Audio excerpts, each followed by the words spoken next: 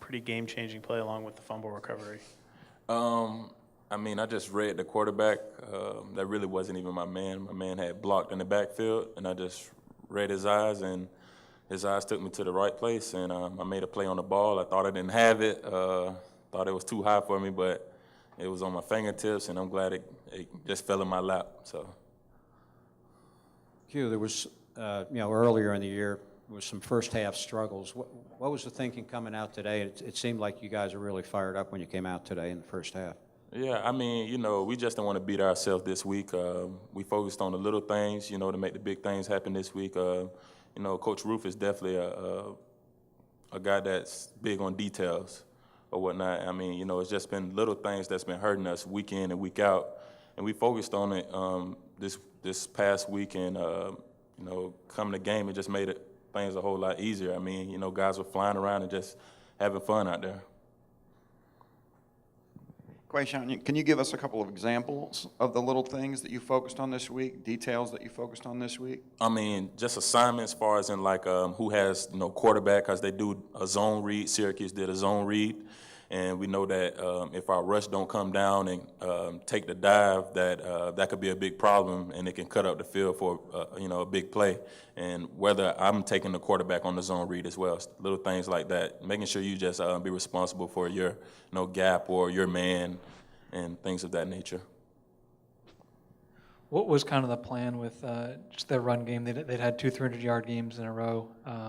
What was your kind of the thinking or the strategy to contain them? Our thinking was just, we got to stop the run, and we know that they was going to try to run the ball because, it's starting to rain, and we're just feeling like they were just going to try to run it down our throat. And, I mean, we just took it as a challenge. I mean, even day one practice last week, that's what statistic he put up there, that they averaged 300 and something yards, and, that they're going to try to run it down your throat.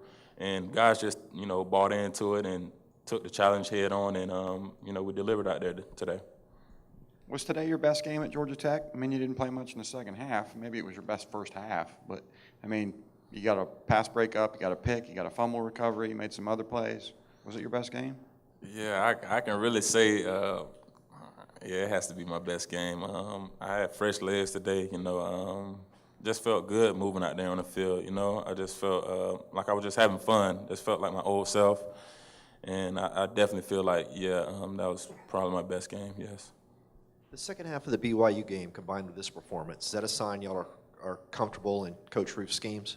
Oh, hands down, we're getting more comfortable. We're definitely getting comfortable in the scheme of things with Coach Roof. Second half of BYU, guys just took the initiative to step up and make plays. And you see what happened. I mean, until they made that big play, we had held them to like 20 yards, I believe.